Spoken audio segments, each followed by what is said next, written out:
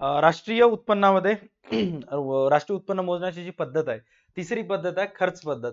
तुमच्यापैकी मॅक्सिमम जणांनी राष्ट्रीय उत्पन्नाची संकल्पना अभ्यास केला असेल. राष्ट्रीय उत्पन्नाची संकल्पनामध्ये आपण जीडीपी अभ्यासलं, एनडीपी अभ्यासलं, राईट. बस त्याचा जर अभ्यास तुमचा ऑलरेडी झालेला असेल तर या पद्धतीनुसार राष्ट्रीय उत्पन्न मोजणं एकदम सोपं आहे. कन्सेप्ट काहीच अवघड नाही. बस तुम्हाला फक्त आणि फक्त एक सूत्र व्यवस्थितरित्या पाठ करायचं आहे. एकदा सूत्र पाठ झालं, मुद्दे सुद्धा तुम्हाला ऑटोमॅटिक पाठ होतात. मराठी मीडियमच्या मुलांचा कॉमर्स एक प्रश्न असतो कंपल्सरी की सर आम्हाला शॉर्ट कोट्स द्या.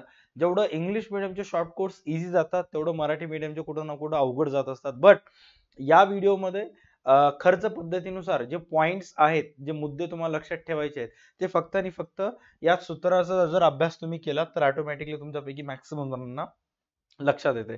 आतापर्यंत राष्ट्रीय उत्पन्न मोजण्याच्या जे पद्धती आहेत, आपण उत्पादन पद्धती बघितलं, त्याच्यामध्ये सुद्धा अंतिम वस्तू पद्धत, मूल्यवर्धित पद्धत बघितलं. त्याचबरोबर लास्ट व्हिडिओमध्ये राष्ट्रीय उत्पन्न मोजण्याची उत्पन्न पद्धती आपण बघितलं होतं. त्याचं सुद्धा सूत्रानुसार तुम्हाला मुद्दे पाठ करता येतात. बट आजच्या ह्या क्लासमध्ये आपल्याला डिस्कस करायचं आहे खर्च पद्धतीनुसार. आता खर्च पद्धतीनुसार म्हणजेच काय, जसं मुद्दा आहे तसं कार्य. जसं उत्पादन पद्धतीनुसार उत्पादन मोजण्यात येतं, उत्पन्न पद्धतीनुसार देशामध्ये जे उत्पादनाचे घटक आहेत त्यांना मिळणाऱ्या मोबदल्याची बेरीज करून उत्पन्न पद्धतीनुसार राष्ट्रीय उत्पन्न मोजण्यात येतं.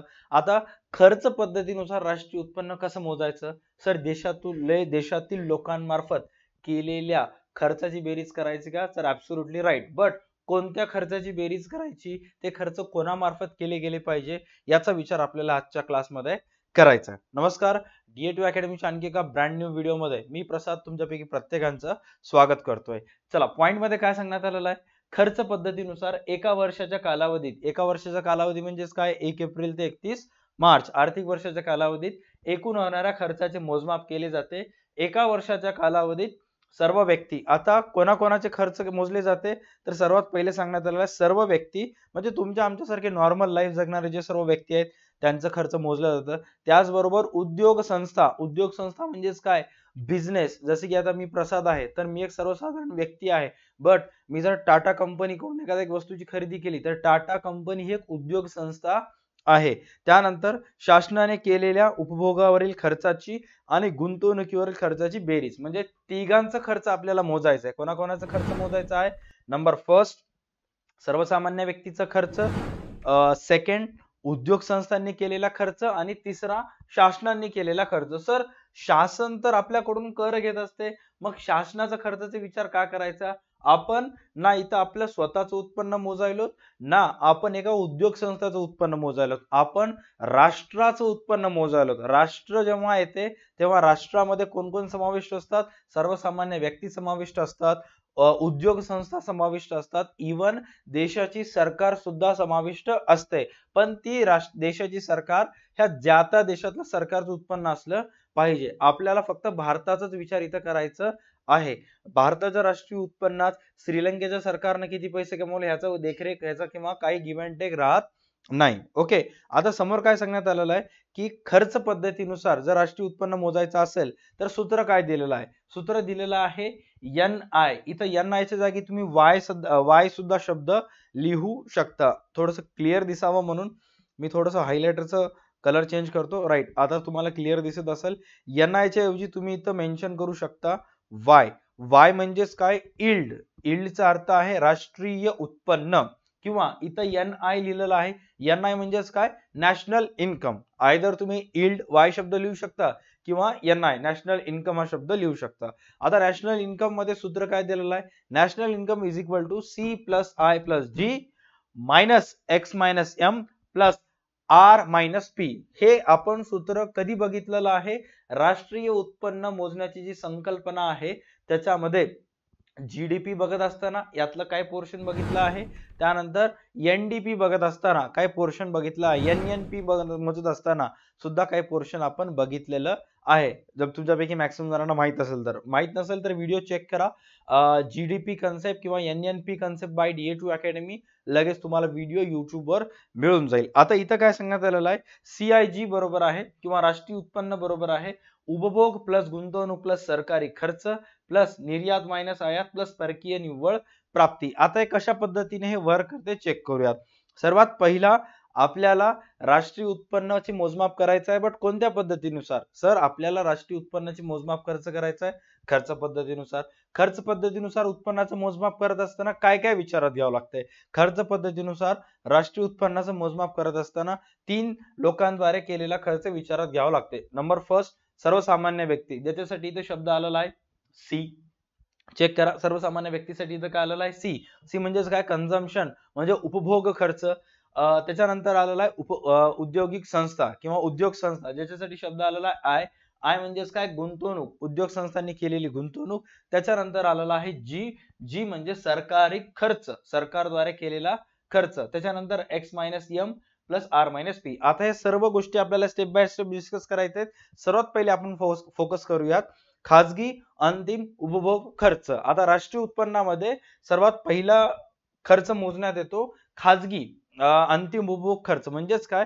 तुमच्या आमच्यासारखे जे सर्व व्यक्ती आहेत त्यांनी. आता आपण काय करतो? सर्वसामान्य व्यक्तीमार्फत 3 गोष्टीवर खर्च केला जातो. सर कोणत्या 3 गोष्टीवर खर्च केला जातो? आपण नॉर्मल व्यक्ती उपभोग्य वस्तूवर खर्च करतो, टिकाऊ वस्तूवर खर्च करतो आणि सेवांवरील खर्च करत असतो. आता हे 3 खर्च सर्वसामान्य व्यक्तीमार्फत कोणते कोणते येतात? जसे की सर्वात पहिले सांगण्यात आलेलं आहे उपभोग खर्च. म्हणजे तुमच्या आमच्यासारख्या सर्व व्यक्ती काय करतात? अन्न, वस्त्र यासारख्या वस्तूवर खर्च करतात, जे की रोजच्या रोज पोटा पाण्यासाठी, कपडे वगैरे घालण्यासाठी आपण पैसे खर्च करत असतो. दुसरा टिकाऊ वस्तू, म्हणजे आपल्याला सुद्धा वाटते की आपल्या घरामध्ये गाडी असायला पाहिजे, संगणक असायला पाहिजे, कम्प्युटर, दूरदर्शन, टेलिव्हिजन सेट, टीव्ही असायला पाहिजे, वॉशिंग मशीन, धुलाई यंत्र असायला पाहिजे. यासारख्या टिकाऊ वस्तूवर आपण खर्च करत असतो. म्हणजे पोटा पाण्यासाठी, अन्न वस्त्रासाठी जे खर्च करायला त्याचा तर समावेश होतेच होते. त्याचबरोबर जर तुम्ही एखाद्या आर्थिक वर्षामध्ये टीव्ही खरेदी केलं, वॉशिंग मशीन खरेदी केलं किंवा दूरदर्शन, धुलाई यंत्र वगैरे खरेदी केलं, त्याची सुद्धा नोंद होते. एवढंच नाही तर वर्षभरामध्ये तुम्ही सेवांवर खर्च केला, जसे की तुम्ही मोबाईल रिचार्ज वगैरे केलं तर ते तुमच्यासाठी एक सेवा आहे. इंटरनेटचं बिल पेड केलं तुमच्यासाठी सेवा आहे. तुम्ही एका गावावरून दुसऱ्या गावावर बस न गेलं, बसच्या तिकिटावर जेवढं खर्च केलं, म्हणजे त्या सगळ्यांची नोंद राष्ट्रीय उत्पन्नात होत असते. कळायला का बेसिक गोष्टी? की सर्वसामान्य व्यक्तींमार्फत ज्या 3 गोष्टीवर खर्च करण्यात येतो त्याची नोंद राष्ट्रीय उत्पन्नात होते. सर आमच्या शेजारच्या काकूंनी गाडी घेतली, त्याची नोंद राष्ट्रीय उत्पन्नात होते का? यस. का? कारण ते शेजारचे काकू तुमच्याच देशामध्ये राहतात, भारतामध्ये, आणि त्यांनी टिकाऊ वस्तूवर खर्च केलं. सर काल परवा माझ्या वडिलांनी मोबाईल रिचार्ज केला. मोबाईल रिचार्ज म्हणजेच काय? खर्च झाला. कशावर खर्च केलं? सेवांवर खर्च केलं. त्याची सुद्धा नोंद राष्ट्रीय उत्पन्नात होते. सर माझी एक बहीण ऑस्ट्रेलियामध्ये असते आणि ऑस्ट्रेलियामध्ये त्यांनी 5 रुपयाचे चिप्सचे पॅकेट घेतले, सॉरी $5 चिप्स पॅकेट घेतले, मग त्याची नोंद राष्ट्रीय उत्पन्नात होईल का? सर ती माझी बहीण आहे, मी भारतीय आहे, पण तू भारतीय आहेस, बट तुझी बहीण सुद्धा भारतीय आहे, बट ती करंट सिच्युएशन मध्ये कुठे राहते? ती करंट सिच्युएशन मध्ये ऑस्ट्रेलियामध्ये असते. भारताच्या राष्ट्रीय उत्पन्नात फक्त भारतात जर खर्च करत असाल तर त्याची नोंद होते, बाहेर देशातल्या खर्चाची नोंद होत नाही. राईट. नेक्स्ट पॉइंट इथं काय सांगण्यात आलेला आहे? स्थूल देशांतर्गत खाजगी गुंतवणूक खर्च. आता आपल्या देशामध्ये जे औद्योगिक संस्था असतात, म्हणजे जे उद्योजक वगैरे असतात, ते अनेक गोष्टींवर खर्च करत असतात. जसं की एखादा उद्योजकानं व्यवसाय वाढवण्यासाठी त्याचं ज्या ठिकाणी त्याचा व्यवसाय आहे त्याच ठिकाणी आणखी एक मजला बांधला तर ते सुद्धा त्याचा खर्च राष्ट्रीय उत्पन्नात करण्यात येते. इथं काय चेक करा, खाजगी उद्योजकांनी पुनःस्थापन म्हणजे काय? नवीन दुकान वगैरे स्टार्ट केलं, पुन्हा व्यवसाय मोठ्या प्रमाणात वाढवला, नवीनीकरण केलं आणि नवीन गुंतवणुकीवर केलेला खर्च म्हणजे स्थूल देशांतर्गत खाजगी गुंतवणूक खर्च होय. म्हणजे सर्वसामान्य, सपोज टाटाची एक कंपनी आहे, बरोबर आहे, टाटा कंपनीनं बेंगलोरमध्ये नवीन प्लांट टाकायचा डिसिजन घेतला तर त्या प्लांट साठी जेवढं खर्च करायला त्यांनी त्याची सुद्धा नोंद राष्ट्रीय उत्पन्नात होते. महिंद्रा कंपनीनं महिंद्राचं ईव्ही सेगमेंटसाठी उदयपूर राजस्थान मध्ये एक मोठा प्लांट टाकायचा निर्णय घेतला, त्याची सुद्धा नोंद राष्ट्रीय उत्पन्नात होते. म्हणजे जे व्यावसायिक आहेत त्यांचं उद्योग वाढत असताना जे गुंतवणूक करायला आहेत त्यांनी, उद्योग वाढवणे म्हणजेच काय? गुंतवणूक करणे, त्या गुंतवणुकीवर केलेल्या खर्चाची नोंद सुद्धा राष्ट्रीय उत्पन्नात होते. इथं तुम्ही नीट लक्षात घ्या. सर्वात पहिले आपण ह्या सूत्रामध्ये सी बघितलं. सी म्हणजे काय? उपभोग, कन्झम्पशन करणे. त्याच्यानंतर आय आहे. आता सर एक्सपेंडिचर साठी तर ई शब्द येते, बट ते खर्च ते जे करायलेत ते खर्च केल्यामुळे कुठं ना कुठं त्यांच्या कंपनीची गुंतवणूक व्हायली, ते सर्व खर्च कॅपिटल एक्सपेंडिचर आहे. इथं एक सांगण्यामध्ये चुकलाय, ज्यांचं अकाउंट पक्का आहे, ज्यांनी 11वी ला ट्युशन लावलेत त्यांना माहित असेल की कॅपिटल एक्सपेंडिचर म्हणजे काय. कॅपिटल एक्सपेंडिचर म्हणजे जो खर्च केल्यामुळे खर्च करणाऱ्या व्यक्तीच्या किंवा सेवाभावी सॉरी व्यवसायाच्या संपत्तीत वाढ होते आणि तो खर्च केल्यामुळे त्यांना दीर्घकाळापर्यंत फायदा होत असेल तर त्या खर्चाला कॅपिटल एक्सपेंडिचर म्हणतात. तर इट मीन्स जेवढेही व्यवसाय संस्था आहेत ते वर्षभरामध्ये जे जे कॅपिटल एक्सपेंडिचरवर खर्च करायलेत त्याची नोंद राष्ट्रीय उत्पन्नात होत असते. कॅपिटल एक्सपेंडिचर केल्यामुळे संस्थेच्या संपत्तीत वाढ होते आणि संपत्तीत वाढ झाल्यामुळे कुठं ना कुठं तो खर्च जो असतो तो इन्व्हेस्टमेंट असतो, त्यामुळे त्याची सुद्धा नोंद राष्ट्रीय उत्पन्नात होत असते. आता जे जे अकाउंटचे आहेत, कॉमर्सचे आहेत, त्यांना एका चुटकीसरशी समजलं असेल, बट जे आर्ट्स बॅकग्राऊंड मध्ये बिलॉंग करतात त्यांना मी सांगतो की जेवढेही व्यापारी भारतामध्ये आहेत त्या व्यापारामार्फत असे एखादे खर्च करत असतील त्याच्यामुळे त्यांच्या संपत्तीत वाढ होत असेल तर त्या सर्व खर्चांची नोंद राष्ट्रीय उत्पन्नात केली जाते. त्याच्यानंतर आहे सरकारी अंतिम उपभोग खर्च. तर सरकारकडून दोन प्रकारचे खर्च करण्यात येत असतात. सर्वात पहिला आहे उपभोग खर्च, सरकारी उपभोग खर्च, आणि दुसरा आहे सरकारी गुंतवणूक खर्च. आता सरकारी उपभोग खर्च म्हणजे काय की सरकार ज्या गोष्टीवर खर्च करायली त्याच्यामुळे कोणी ना कोणी त्याचा फायदा घ्यायला, ज्याला उपभोग व्हायला. उदाहरणार्थ सरकार मार्फत देशातील पोलीस प्रशासनाची पगार होते, सरकार मार्फत शासकीय कर्मचारी जे प्रत्येक शासकीय ऑफिस मध्ये काम करत असतील, नगरपालिका असू दे, तहसील असू दे, ग्रामपंचायत असू दे, यांना पगारी वगैरे देत असेल तर ते सरकार मार्फत देण्यात येतात. त्या सरकारचा केलेल्याचा फायदा कोणी ना कोणी उपभोग घेत आहे सरकारचा खर्चाचा.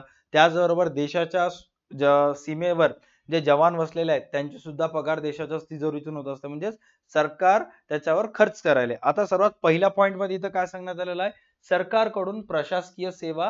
प्रशासकीय सेवा म्हणजेच काय, जेवढेही IAS असतील, IPS असतील, जिल्हाधिकारी वगैरे असतील किंवा पोलीस PSI वगैरे असतील तर या सर्वांना पगार कोणामार्फत व्हायली, सरकार मार्फत व्हायली. राईट, म्हणजे सरकारद्वारे प्रशासकीय सेवा, कायदा आणि सुव्यवस्था म्हणजेच पोलीस प्रशासनावर, संरक्षण म्हणजे सिक्युरिटीवर देशाच्या सीमेवर, शिक्षणावर म्हणजे सर्व जे सरकारद्वारे सर्व शैक्षणिक संस्थांना किंवा सरकारच्या शाळांना वगैरे जे पैसे वगैरे पुरविल्या जातात, आरोग्य म्हणजेच काय, सरकारचे जे गव्हर्नमेंट हॉस्पिटल वगैरे आहेत इत्यादींवर वर शब्द आलेला आहे, इत्यादींवर केलेला खर्च म्हणजे सरकारी अंतिम उपभोग खर्च होय. इत्यादी गोष्टीवर जेव्हा सरकार खर्च करते त्या खर्चाला काय म्हणतात, सरकारी अंतिम उपभोग खर्च होय. त्यामुळे काय व्हायले की हे खर्च केल्यामुळे त्याचा उपभोग कोणी ना कोणी घेत आहे. जर सरकार जर कायदा व सुव्यवस्थेवर पैसे खर्च केली तर सरकारमध्ये जे पोलीस ऑफिसर्स वगैरे आहेत त्यांची पगार वगैरे होते. सरकार जर प्रशासकीय सेवेवर खर्च केली तर IAS IPS ला पगार मिळते, त्यांचं प्रशासन कार्य सुलभ होतं, तसंच पोलीस प्रशासन कार्य सुलभ होतं. सरकार जर देशातील शिक्षण क्षेत्रावर खर्च केली तर सरकारची जे शैक्षणिक संस्था आहेत, सरकारची जे शाळा आहेत त्यातील काम करणाऱ्या शिक्षकांना पगार होते, म्हणजे कुठं ना कुठं त्याचा उपभोग व्हायले. त्याच्यानंतर सरकार मार्फत गुंतवणूक खर्च केला जातो. गुंतवणूक खर्च केला म्हणजेच काय, सरकार जे खर्च करायला त्याच्यामुळे सरकारची जी संपत्ती आहे, शासनाच्या संपत्तीत कुठं ना कुठं वाढ व्हायली. आता तुम्हाला वाटत असते की तुमच्या गावाकडे जर शेतजमीन असेल तर ती तुमची संपत्ती आहे, बट एका गावामध्ये जर रस्ता नाहीये, जर सरकार तिथं रस्ता बांधला तर त्या रस्त्यावर अधिकार कोणाचा असतो, सरकारचा असतो. म्हणजे सरकार जेव्हा रस्ते बांधत असते, पूल बांधत असते तेव्हा सरकारच्या संपत्तीत काय होत असते, वाढ होत असते. जेव्हा तुम्ही म्हणता की आमचं गावाकडे अगोदर एक मजली घर होतं, मागच्या वर्षी आमच्या वडिलांनी 2 मजले आणखी चढवले, म्हणजे तुमच्या वडिलांच्या संपत्तीत काय झालं, वाढ झाली. जेव्हा एखाद्या गावामध्ये एखादा रस्ता नसेल, जेव्हा सरकार रस्ता बांधते तेव्हा सरकारच्या संपत्तीत काय होत असते, वाढ होत असते. आता इथं काय सांगण्यात आलेलं आहे की सरकारी गुंतवणूक खर्च म्हणजे रस्ते, रेल्वे, पूल, धरणे, कालवे इत्यादी आधारभूत संरचना, ह्यालाच पायाभूत संरचना असे सुद्धा म्हणतात, निर्माण करण्याकरता केलेला खर्च. सरकार मार्फत रस्ते बांधणीसाठी केलेला खर्च, त्याचबरोबर रेल्वेसाठी, रेल्वे ही जी संघटना आहे ते सार्वजनिक आहे, आणखी खाजगीकरण करण्यात आलेलं नाहीये त्याचं. पूल, धरणे, आधारभूत संरचना म्हणजेच काय, की एखाद्या गावामध्ये वीज नसेल तर विद्युत पुरवठा करणे, पाणी पुरवठा करणे, रस्ते योग्य पद्धतीने बांधणे इत्यादी गोष्टींवर सरकारकडून जेवढा खर्च वर्षभरात केला जातो, या सगळ्यांची बेरीज करून जेव्हा आकडा मिळतो त्याला राष्ट्रीय उत्पन्न म्हणतात. एवढंच नाही, आणि अभी यही नाही, अभी और रुकिए, ये 3 तो सिर्फ और सिर्फ जीडीपी में होता है. याला सोडून आणखी काही गोष्टी आहेत त्याचा समावेश राष्ट्रीय उत्पन्नात होतो. बट कुठे ना कुठे एक वेळेस आपण रिवाइज करूयात. आतापर्यंत आपण CIG बघितलं. सी म्हणजेच काय? कन्झम्पशन, तुमच्या आमच्यासारख्या लोकांनी केलेला खर्च. आय म्हणजेच काय? उद्योग संस्थांनी केलेला भांडवली खर्च. जी म्हणजेच काय? सरकारद्वारे केलेला खर्च. सरकारद्वारे सुद्धा दोन खर्च करण्यात येतात. एक सरकारद्वारे केलेला अंतिम उपभोग खर्च आणि एक सरकारद्वारे केलेला अंतिम गुंतवणूक खर्च. राईट. त्याच्यानंतर आहे निव्वळ विदेशी उत्पन्न. आता निव्वळ विदेशी उत्पन्न एकदम सोपं आहे. थोडक्यात सांगायचं असेल तर निव्वळ विदेशी उत्पन्न म्हणजेच काय? आता नीट लक्षात घ्या, भारतातले काही लोक आयात निर्यात करत असतात का? कारण सर त्यांच्या वस्तूची मागणी विदेशात असते. जसं भारतातलं मसाल्याचे पदार्थ असतील, चहा असेल, अशा अनेक वस्तू आहेत ज्याची मागणी बाहेर देशात आहे आणि भारतामध्ये अशा अनेक वस्तूंची गरज असते. इलेक्ट्रॉनिक डिव्हाइसेस असतील, सेमीकंडक्टर चिप असतील, ज्याची भारतामध्ये गरज असते, पण त्याचं प्रोडक्शन भारतामध्ये होत नाही. त्याचं प्रोडक्शन होते बाहेर देशामध्ये. मग अशा वेळेस काय करतात? आपला देश त्यांना वस्तू विकतो, त्यांच्याकडून आपण खरेदी करत असतो. आता इथं काय सांगण्यात आलेलं आहे? निव्वळ विदेशी गुंतवणूक किंवा निव्वळ निर्यात. म्हणजे आता उदाहरणार्थ एका वर्षभराच्या कालावधीमध्ये आपण भारतातून मसाल्याचे पदार्थ विकले, अनेक कपडे वगैरे निर्यात वगैरे केले. भारतामधलं कपडाचं सेक्टर खूप मोठं आहे. ज्वेलरीज वगैरे निर्यात केले. भारताची ज्वेलरी खूप फेमस आहे. राईट. भारताएवढं ज्वेलरी कोणत्या देशातले लोक जास्त घालत नाही. जास्तीत जास्त ज्वेलरीज मध्ये व्हरायटी भारतामध्ये मिळत असते. All right. तर आता असे अनेक गोष्टीची निर्यात करून सपोज आपण एक वर्षाच्या कालावधीमध्ये 10 लाख डॉलर्स मिळवले. सर कसं मिळवले? आपण वस्तू विकला बाहेर देशातील लोकांना, त्यांच्याकडून का वांगे घेणार का? आपण पैसे घेणार. भारतातून वस्तू निर्यात करून 10 लाख डॉलर्स आपल्याकडे आले. म्हणजे आपण काय केलं? निर्यात केलं. निर्यातला इथं शॉर्ट मध्ये शब्द काय सांगलेला आहे? एक्स. एक्स म्हणजे एक्सपोर्ट, म्हणजेच काय? निर्यात. निर्यात करून 10 लाख आले. आता काही काही वस्तू भारतामध्ये तयार होत नाहीत. मग अशा वेळेस आपल्याला काय करावं लागते? आयात करावं लागते. जसं लॉकडाऊन मध्ये आपण व्हेंटिलेटर्स आयात केला होता. जपान, कोरिया, चीन, चायना सारख्या देशाकडून आज सुद्धा भारतामध्ये सेमीकंडक्टर चिप्स येतात. सेमीकंडक्टर चिप्स कशामध्ये वापर होतो? माऊस सेमीकंडक्टर चिप आहे, मोबाईल सेमीकंडक्टर चिप आहे, एअरपॉड्स, एअरबड्स सेमीकंडक्टर चिप आहे, ब्लूटूथ हेडसेट सेमीकंडक्टर चिप आहे, मोबाईल, आयपॅड प्रत्येकामध्ये सेमीकंडक्टर चिप असते. राईट. कॅमेराज मध्ये सेमीकंडक्टर चिप असते, ज्याचं उत्पादन भारतामध्ये ना के बरोबर आहे, भारतामध्ये होत नाही. ते काय करावं लागेल? तुम्हाला बाहेर देशातून मागवावं लागेल. मग आता असे अनेक वस्तू आहेत जे भारतामध्ये तयार होत नाहीत, आपण बाहेर देशातून मागवलं. आता जेव्हा बाहेर देशातून वस्तू मागवतो, आपल्याला त्यांना काय करावं लागतं? पेमेंट. पेमेंट करत असताना आपल्याकडून काय गेले? पैसे गेले. मग आता आयात करत असताना पैसे जातात. तर वर्षभरामध्ये आपण जेवढी आयात केलं तर आपल्याकडून 7 लाख डॉलर्स बाहेर देशात गेले. आले किती? 10 लाख डॉलर्स, ज्याला म्हणतात एक्सपोर्ट करून, निर्यात करून भारतामधून वस्तू गेले म्हणजे निर्यात झाली, पैसे आले. आयात केला तर वस्तू येतात, पैसे जातात. 10 लाख डॉलर्स आले, त्यातले 7 लाख डॉलर्स वर्षभरात गेले, म्हणजे राहिले किती? सर 3 लाख डॉलर्स आपल्याजवळ राहिले. तर मग शिल्लक हे जे 3 लाख डॉलर्स आहेत, हे देशाचं उत्पन्न आहे. याची सुद्धा नोंद राष्ट्रीय उत्पन्नात केली जाते. ह्यालाच म्हणतात एक्स मायनस एम. इथे क्लिअर झालं. त्याच्यानंतर आहे आरपी. सर आता आरपी म्हणजेच काय किंवा निव्वळ प्राप्ती म्हणजे काय? साधं सिंपल लॉजिक आहे. भारतामध्ये असे अनेक लोक भारतातील आहेत जे दुसऱ्या देशात जाऊन पैसे कमवतात. राईट. दुसऱ्या देशात जाऊन लोक पैसे कमवतात, भारतातले लोक आहेत. आता तुम्ही असं ऐकलं असाल की दुबईमध्ये आमचं एक काकाचं पोरग राहते, मामाचं पोरग राहते, तिथं कमाई जॉबला आहे, तिथून दर महिना गावाकडे पैसे पाठवून देत असते. हे सर्व लोक. आता ह्या सगळ्यांची नोंद शासनाजवळ असते, कारण शासनाला माहित असते जर एखादा भारतीय नागरिकांना परदेशी नागरिकत्व मिळालं तर मग त्याचं भारतीय नागरिकत्व त्याला 1000 दिवसाच्या आत रद्द करावं लागते, अदरवाईज त्याच्यावर केस वगैरे होत असते. मग शासनाजवळ रिपोर्ट असते की कोण भारताचा नागरिक आहे आणि कोण भारताचा नागरिक नाही. आता भारतामधले असे अनेक लोक आहेत जे कोणी जपानमध्ये आहे, कोणी चायनामध्ये आहे, कोणी अमेरिकेमध्ये आहे, कोणी इकडे गल्फ कंट्रीज मध्ये आहे, सौदी अरेबिया, दुबई सारख्या ठिकाणी, कोणी इकडे ऑस्ट्रेलियामध्ये वगैरे आहे. आता हे सर्व लोक काय करत असतात, ज्या ज्या ठिकाणी कंपनीमध्ये काम करून तिकडे पैसे कमवतात आणि ते भारतामध्ये घेऊन येत असतात, राईट. तर त्यालाच म्हणतात रिसिप्ट, राईट. त्याला काय म्हणतात, रिसिप्ट, कारण भारतामध्ये पैसे आले, राईट. त्याच्यानंतर भारतामध्ये काही लोक असे आहेत, थोडक्यात सांगायचं असेल तर, सपोज ह्या सर्व लोकांनी जे भारतातले आहेत आणि दुसऱ्या देशामध्ये जाऊन काम वगैरे करत असतात, या सर्व लोकांनी समजा 25 लाख डॉलर्स आपल्या भारतामध्ये आणले. त्याचबरोबर असे अनेक लोक आहेत जे दुसऱ्या देशातले आहेत, जे भारतामध्ये येऊन काम करायले. आता असं कसं, आपण त्यांच्या देशात जाऊन काम करावं, त्यांच्या देशात जाऊन पैसे कमवावं, त्यांनी आपल्या देशामध्ये येऊ नये, की हे बरोबर नाही, हे असलं रडकी आहे, राईट. मग आता आपल्याला काय करावं लागतं, बॅलन्स. मग ते सगळे जे लोक आहेत ते सुद्धा आपल्या देशात येऊन काम करतात.